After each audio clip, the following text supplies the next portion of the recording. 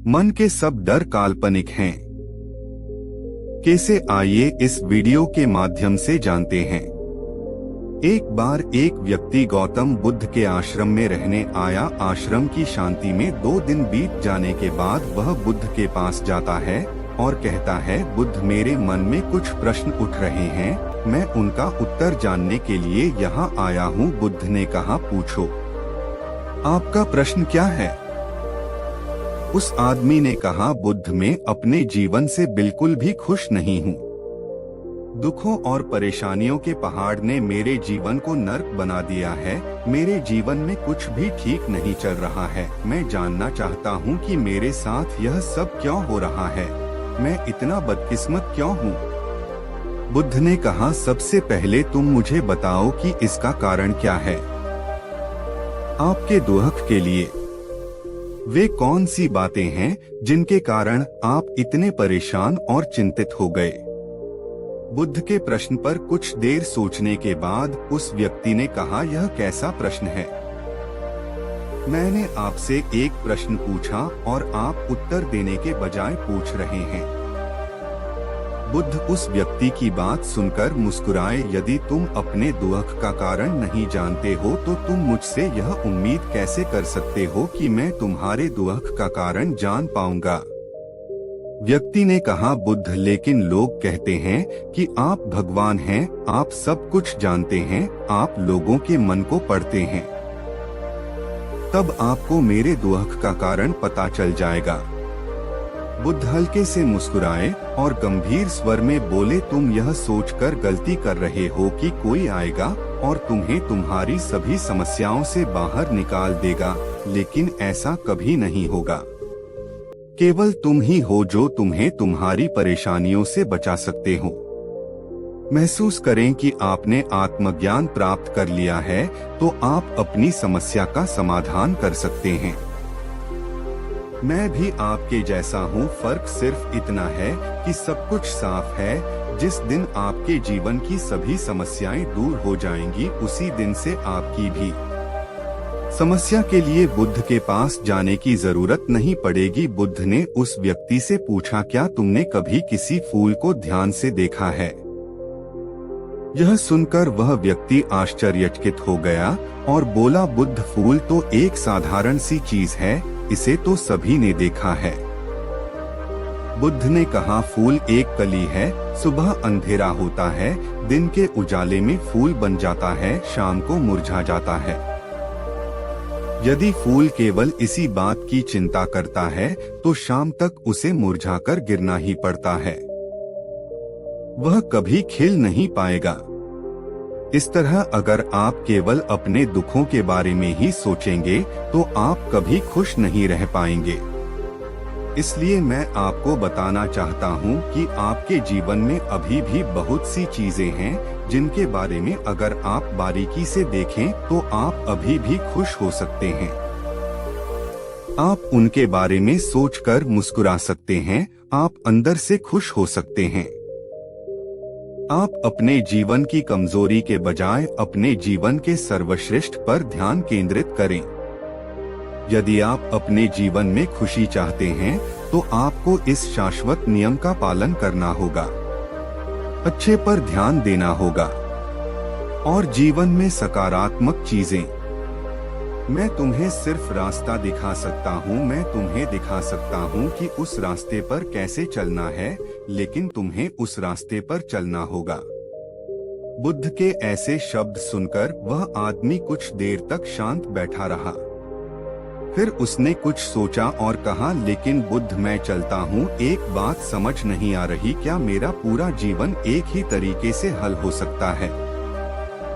बुद्ध ने बहुत धीरे से उत्तर देना शुरू किया, मान लीजिए कि कोई भविष्यवक्ता आपको बताता है कि आज शाम तक आपकी मृत्यु निश्चित है। यह जानकर आपको उन बातों की चिंता होगी जिनके बारे में आप अभी चिंता कर रहे थे। आपको याद भी नहीं होगा कि किस तरह की परेशानियां हैं और किस बात की चिंता कर रहे हैं। आप उस वक्त सिर्फ उस हकीकत के बारे में सोच रहे होंगे जिसे लोग मौत कहते हैं। अचानक आपको एहसास होगा कि जिन छोटी छोटी चीजों को आप उसकी सबसे बड़ी परेशानियां कहते थे, वह कुछ भी नहीं। अचानक आपको लगेगा कि चिंता करना बेकार है, आज शाम तक मैं दुनिया छोड़ने वाला हूँ, और आप पाएंगे कि आपके पूरे जीवन के वे क्षण व्यर्थ हो गए जो आपने चिंता, ईर्ष्या और व्यर्थ कष्ट में बिताए होंगे। लोग बोलते तो हैं, लेकिन अंदर से कभी स्वीकार नहीं करते कि एक दिन उन्हें भी इस दुनिया से जाना है। उनकी इच्छाएं इतनी प्रबल होती हैं कि वे खुद को अमर मानते हैं। सुख और दुख दोनों ही स्थायी नहीं हैं, यह हमारे कार्यों और विचारों से निर्मित होते हैं। वह आदमी जो बुद्ध की बातें सुन रहा था टोकते हुए बोला, तो आपके कहने का मतलब यह है कि मैं हमेशा सोचता हूँ कि मैं मरने वाला हूँ। क्या यह सोच मेरी सभी समस्याओं का समाधान कर देगी? नहीं, ऐसा कभी मत सोचिए। आपको बस यह स्वीकार करना होगा कि दुनिया में मेरी उपस्थिति अनिश्चित है। मैं जब तक यहाँ हूँ एक खुशहाल जीवन जीऊंगा। आपके जीवन में जो भी अच्छी चीजें हो रही हैं, उनके साथ जी। वह तुम्हें आंतरिक खुशी और शांति देगी। अपना दिमाग ठीक करो और धीरे धीरे तुम्हारे जीवन की सभी समस्याएं समाप्त हो जाएंगी। व्यक्ति के जीवन के अधिकतर दुख उसकी इच्छा से ही उत्पन्न होते हैं, इसलिए आप अपने मन पर नियंत्रण रखें। यदि आप अपने मन का इलाज एक बच्चे के मन की तरह कर सकते हैं, तो आपको आंतरिक शांति महसूस होगी। उस व्यक्ति ने कहा कि आपने मन को नियंत्रित करने की बात कही, आप चंचल मन को कैसे नियंत्रित कर सकते हैं? बुद्ध ने कहा कि सबसे पहले तुम्हें सुख और दुख के बीच अंतर समझना होगा। आपको सबसे पहले यह जानना होगा कि आपके लिए खुशी और दुख का क्या मतलब है। इसके बाद अभ्यास के द्वारा अपने मन को इस प्रकार तैयार करना है कि आप न तो खुशी के मौके पर ज्यादा खुश हों और न ही दुखी होने पर ज्यादा दुखी हों। आपको खुद को पूरी तरह से मध्य में रखने का प्रयास करना होगा, जिसे मैं मध्यम मार्ग कहता हूँ। यदि आप अपने जीवन में गहराई से उतरेंगे और यह पता लगाने का प्रयास करेंगे कि क्या चीज आपको खुश करती है और क्यों, तो अंत में आपको केवल एक ही उत्तर मिलेगा कि आप आपके सभी दुखों का कारण हैं। आपकी इच्छा, आसक्ति, इच्छा, ये सब आपके मन द्वारा निर्मित है। इसलिए यदि आप अपने मन पर नियंत्रण कर लेंगे तो आपके सभी दुख समाप्त हो जाएंगे। गौतम बुद्ध ने उस व्यक्ति से कहा कि यदि आप एक और छोटा सा काम करेंगे तो आप देखेंगे कि आपके जीवन के सभी दुख हमेशा के लिए समाप्त हो जाएंगे। बुद्ध के मुख से ऐसे वचन सुनकर वह व्यक्ति उत्तेजित हो गया और बोला, मुझे उसके लिए क्या करना होगा? बुद्ध के मुख से ऐसे शब्द सुनकर वह व्यक्ति उत्तेजित हो गया और बोला, मुझे उसके लिए क्या करना होगा? बुद्ध ने कहा कि तुम अगले 2 दिनों तक किसी से बात नहीं करोगे, और कागज लेकर आशाराम के एकांत स्थान पर बैठ गए। आपको वहां बैठकर उन दुखों के बारे में सोचना और लिखना है जो आपकी परीक्षा ले रहे हैं, और उनका कारण भी लिखना है। और दूसरे पेज पर आपको थोड़ी सी खुशी लिखनी है, और यह भी लिखना है कि आपको यह खुशी क्यों है। जल्दबाजी करने की कोई जरूरत नहीं है, आपके पास बहुत समय है, आप आराम से सोच सकते हैं। जाओ और सोचो और आराम से लिखो। उस आदमी ने बुद्ध को प्रणाम किया और आश्रम के कोने में बैठ गया। 2 दिन बाद वह कुछ लेकर बुद्ध के पास वापस आया, उसके हाथ में कागजात। उसे देखकर बुद्ध ने कहा, सबसे पहले तुम कागज से अपना दुख पढ़कर सुनाओ। व्यक्ति ने सबसे पहले अखबार पढ़ना शुरू किया। मेरे परिवार के सदस्य अमीर हैं, लेकिन मैं गरीब हूँ और काम करता हूँ। मैं अपने काम में अमीर नहीं हूँ और मैं अपने काम में सहज हूँ और मेरी तुलना दूसरों से की जाती है। व्यक्ति ने आगे पढ़ना शुरू किया। दूसरा, मेरे पड़ोस में बहुत से लोगों ने बचत की है, लेकिन मेरे पास बचत के नाम पर कुछ भी नहीं है। इसका पहला कारण यह है कि मैं काम कम जानता हूँ लेकिन खर्च बहुत करता हूँ। आज मेरे पास बचत के नाम पर कुछ भी नहीं है। मेरी पत्नी काफी समय से बीमार है और उसकी बीमारी का कारण मैं हूँ। मेरी लापरवाही के कारण मैं उसे कभी किसी डॉक्टर के पास नहीं ले गया। मैंने इसे भाग्य पर छोड़ दिया। शायद यह मेरी अपमानजनक इच्छा थी कि अगर मैं बीमारी से मर जाऊं तो मैं एक खूबसूरत महिला से शादी करूंगा। चौथा, मैं मन में फ्री पैसे पाने के बारे में सोचता रहता हूं, परंतु योजना पूरी नहीं होती। मैं दुहक के सागर में डूब जाता हूं, फिर यह दुहक मुझसे सहन नहीं होता और इसका कारण मैं ही हूं। मुझे पता है कि मेरे पास एल्कोहल पीने के लिए पैसे नहीं हैं, फिर भी मैं इसे पीता हूँ। मैं अपना दिन खुशी से जीता हूँ, लेकिन ऐसा करने में सक्षम नहीं होने पर देखता रहता हूँ। बुद्ध, ये मेरे जीवन के सबसे बड़े दुख हैं और गहराई से सोचने के बाद मैंने पाया कि कई उनमें से मेरे कार्यों और मेरे विचारों के कारण हुआ। ये सुनने के बाद आपने मुझे खुशी का पेपर पढ़कर सुनाया। पिछले 2 दिनों में मैंने जो कुछ भी महसूस किया वैसा मैंने अपने जीवन में कहीं भी अनुभव नहीं किया।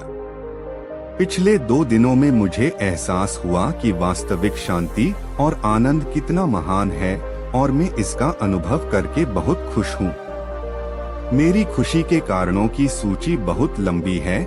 इसे पढ़ने और समझने में बहुत समय लगेगा। उस व्यक्ति के मुंह से ऐसी बातें सुनकर वह व्यक्ति मुस्कुराया और बोला, सिर्फ आपके लिए ही नहीं बल्कि हम सभी के लिए कारण एक ही है।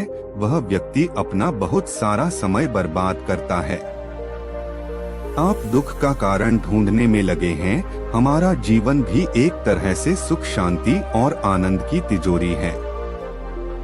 बुद्ध ने उस व्यक्ति से कहा कि खुशी के सभी कारणों को साझा करने की जरूरत नहीं है, तुम उनमें से कुछ का पाठ कर सकते हो। वह व्यक्ति बड़ी मुस्कुराहट के साथ पढ़ने लगा, पहली खुशी, क्योंकि मैं जीवित हूँ और दुनिया में रह रहा हूँ और मैं स्वस्थ हूँ। मेरे माता पिता, एक पत्नी और 2 बच्चे हैं। ऐसे ही मेरे पिता के पास कई अनमोल खजाने हैं, जैसे मेरे माता पिता का प्यार, मेरी पत्नी का प्यार, मेरे बच्चों का प्यार और एक पिता की खुशी। दूसरा कारण यह है कि मैं कड़ी मेहनत कर सकता हूँ। मैं कोई भी काम कर सकता हूँ। आपकी आय में कोई बाधा नहीं आ सकती और आप अपने परिवार की सभी जरूरतों को पूरा कर सकते हैं। मुझे खुशी है कि मैं एक खुशहाल परिवार बना सकता हूँ। मैं अपनी तुलना अपने भाइयों, अपने पड़ोसियों से करता हूँ और आपने कृपा करके मुझे मानवता वाला इंसान बनाया है। सभी बुरी आदतों को छोड़कर आप सुखी और खुशहाल जीवन जी सकते हैं। और मेरे लिए सबसे बड़ी खुशी और सौभाग्य की बात यह है कि मुझे एक जगह मिल जाए और जब तक मैं इस दुनिया में हूँ, हमारी इच्छा और आसक्ति ही सभी दुखों का कारण है। मैं खुद को जानने की पूरी कोशिश करूँगा और मैंने कभी नहीं किया। जीवित रहे। अब आप अपने परिवार के पास रह सकते हैं। यह जीवन सबके साथ है। आपके जीवन में कोई भी परेशानी आपको घेरने की कोशिश कर सकती है। जीवन अपने आप से कहने के लिए बहुत छोटा है और इस जीवन में आप चिंताओं और दुखों को खुद पर हावी नहीं होने देंगे। शांति से बैठकर उस दुख का कारण जानने का प्रयास करें और यदि मिल जाए तो उसे नष्ट कर दें। इस तरह आप मानसिक शांति और कभी न खत्म होने वाली खुशी पा सकते हैं। दोस्तों, आशा करता हूँ कि आपको इस कहानी से बहुत कुछ सीखने को मिला होगा। इस कहानी में बस इतना ही। मिलते हैं अगली कहानी में। जब तक अपना ख्याल रखिएगा। धन्यवाद। दुख से दुखी हो गया है जीवन तो गौतम बुद्ध से जानिए कैसे दूर होगा दुख। गौतम बुद्ध के ज्ञान, उपदेश, सीख, विचार और कहानियों से आपका जीवन सुखी और सफल बन सकता है। गौतम बुद्ध कहते हैं, अपने दुखों का पालनहार व्यक्ति खुद है। इसलिए दुख कभी खत्म नहीं होता। बुद्धा अमृतवाणी दुख से दुखी हो गया है, जीवन तो गौतम बुद्ध से जानिए कैसे दूर होगा दुख। बुद्ध अमृतवाणी। बौद्ध धर्म के संस्थापक महात्मा गौतम बुद्ध ने हमेशा ही लोगों को अहिंसा और करुणा का भाव सिखाया। गौतम बुद्ध के अनमोल विचारों से आपका जीवन बदल सकता है। यही कारण है कि बुद्ध के विचार सुखी जीवन के सूत्र कहलाते हैं। गौतम बुद्ध लोगों को जीवन की सबसे अहम सच्चाई से अवगत कराते हैं और वह है दुख, सैडनेस। हर व्यक्ति सुखी और संपन्न रहना चाहता है, लेकिन गौतम बुद्ध का कहना है कि जिस तरह प्रकृति और मौसम में बदलाव आते हैं, उसी तरह मनुष्य के जीवन में भी सुख दुख का आना और जाना लगा रहता है। संसार में चाहे कोई कितना भी धनी क्यों ना हो, लेकिन ऐसा कोई व्यक्ति नहीं है जिसके जीवन में कोई दुख ना हो। लेकिन इस बात को हमेशा ध्यान रखें कि जीवन में ना ही सुख स्थिर है और ना दुख। अगर आप सुखी हैं तो एक न एक समय दुख की अनुभूति जरूर होगी, और अगर आप दुखी हैं तो एक न एक दिन आपको इस पीड़ा से मुक्ति भी जरूर मिलेगी। दुख का पालनहार मनुष्य स्वयं है। गौतम बुद्ध कहते हैं कि दुख का कारण चाहे जो भी हो, लेकिन दुख का पालनहार मनुष्य स्वयं ही है, और दुख को बड़ा होने में भी मनुष्य की ही भूमिका होती है। अगर आप किसी तरह की तकलीफ में हैं, तो इसे खुद पर हावी होने ना दें। परिस्थिति चाहे जैसी भी रहे, खुद को धैर्यवान बनाए रखें। इससे आपको दुख से छुटकारा जरूर मिलेगा। जानते हैं गौतम बुद्ध से कि जीवन से दुख को कैसे करें दूर। ऐसे दूर होगा दुख। दुख को समझें। गौतम बुद्ध के अनुसार हर इंसान छोटी या बड़ी बातों को लेकर दुखी है, लेकिन दुखी रहने से पहले आपको दुख के कारण को समझने की जरूरत है। इसलिए पहले आप अपने दुख को समझें। अगर आप बिना समझे दुख को हावी होने देंगे तो आपकी तकलीफ और बढ़ जाएगी और जीवन दुखों का पहाड़ लगने लगेगा। दुख को दूर करने का मूल मंत्र भी यही है कि जब तक हम खुद को खुश नहीं रखेंगे, दुख हमारा पीछा नहीं छोड़ेगा। तीव्र इच्छा ही दुख का कारण। बुद्ध के अनुसार दुख का सबसे बड़ा कारण तृष्णा है। किसी चीज की तीव्र इच्छा रखना या असंतुष्टि ही दुख का कारण बनती है। इसलिए व्यक्ति को किसी भी चीज की जरूरत से ज्यादा इच्छा नहीं रखनी चाहिए और ना ही किसी से अधिक उम्मीद रखनी चाहिए। अगर आप अपनी इच्छाओं पर संयम रखना सीख जाएंगे तो दुख खुद दूर हो जाएगा। ऐसे दूर होगा दुख। गौतम बुद्ध कहते हैं कि जीवन में दुख है तो सुख भी है। जैसे आज का दिन अगर बुरा है तो कल का दिन जरूर अच्छा होगा। दुनिया में ऐसी कोई भी समस्या नहीं है जिसका समाधान न हो। अगर आपने इन बातों को समझ लिया और दुख को जरूर दूर किया जा सकता है। एक दिन बहुत से भिक्षु बैठे बात कर रहे थे कि संसार में सबसे बड़ा सुख क्या है। अगर संसार में सुख ही था तो छोड़कर आए क्यों। जब संसार में दुख ही दुख रह जाए तभी तो कोई संन्यास्त होता है। जब यह समझ में आ जाए कि यहाँ कुछ भी नहीं है, खाली पानी के बबूले हैं, आकाश में बने इंद्रधनुष हैं, आकाश कुसुम है, यहाँ कुछ भी नहीं है, तभी तो कोई सन्यासी होता है। सन्यास का अर्थ ही है संसार व्यर्थ हो गया है जानकर, अनुभव से, अपने ही साक्षात्कार से। ये भिक्षु ऐसे ही भागकर चले आए होंगे। किसी की पत्नी मर गई होगी, सन्यासी हो गया। किसी का दिवाला निकल गया तो सन्यासी हो गया। अब तुम देखना बहुत से लोग सन्यासी होंगे, फिर कुछ और बचता भी नहीं। तब बुद्ध भगवान अचानक आ गए। पीछे खड़े होकर उन्होंने भिक्षुओं की बातें सुनी, चौंके। फिर कहा, भिक्षुओं, भिक्षु होकर भी यह सब तुम क्या कह रहे हो? यह सारा संसार दुख में है। इसमें तुम बता रहे हो। कोई कह रहा है राज्य सुख, कोई कहता है काम सुख दुख में है। इसमें तुम बता रहे हो, कोई कह रहा भोजन सुख, स्वाद सुख। यह सब तुम जो कह रहे हो, क्या कह रहे हो? यह सुनकर मुझे आश्चर्य होता है। अगर इस सब में सुख है तो तुम यहाँ आ क्यों गए? सुख भी आभास है, बुद्ध ने कहा, दुख सत्य है और सुख नहीं है ऐसा नहीं, पर संसार में नहीं है। संसार का अर्थ ही है जहाँ सुख दिखाई पड़ता है और है नहीं, जहाँ आभास होता है, प्रतीति होती है, इशारे मिलते हैं कि है। लेकिन जैसे जैसे पास जाओ पता चलता है नहीं है। फिर सुख कहाँ है? बुद्ध ने कहा, बुद्धोत्पाद में सुख है। तुम्हारे भीतर बुद्ध का जन्म हो जाए तो सुख है। तुम्हारे भीतर बुद्ध का अवतरण हो जाए तो सुख है। बुद्धोत्पाद यह बड़ा अनूठा शब्द है। तुम्हारे भीतर बुद्ध उत्पन्न हो जाए तो सुख है। तुम जब जाओ तो सुख है। सोने में दुख है, मूर्छा में दुख है, जागने में सुख है। धर्म श्रवण सुख है। तो सबसे परम सुख तो है बुद्धोत्पाद, कि तुम्हारे भीतर बुद्धत्व पैदा हो जाए। अगर अभी यह नहीं हुआ तो नंबर 2 का सुख है, जिनका बुद्ध जाग गया उनकी बात सुनने में सुख है। धर्म श्रवण में सुख है।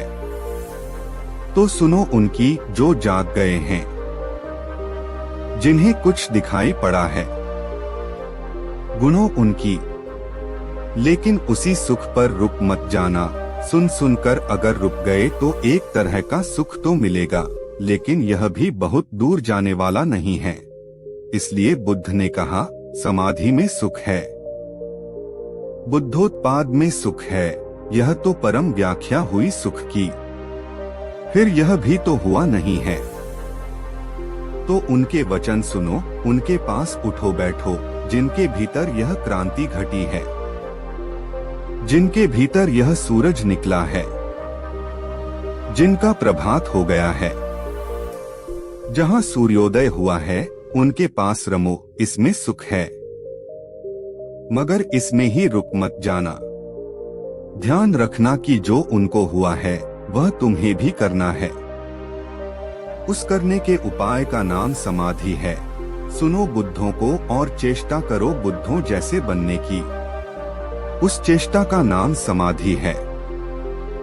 उस चेष्टा का फल है बुद्धोत्पाद। सुनो बुद्धों के वचन, फिर बुद्धों जैसे बनने की चेष्टा में लगना, ध्यान, समाधि, योग। और जिस दिन बन जाओ उस दिन परम सुख,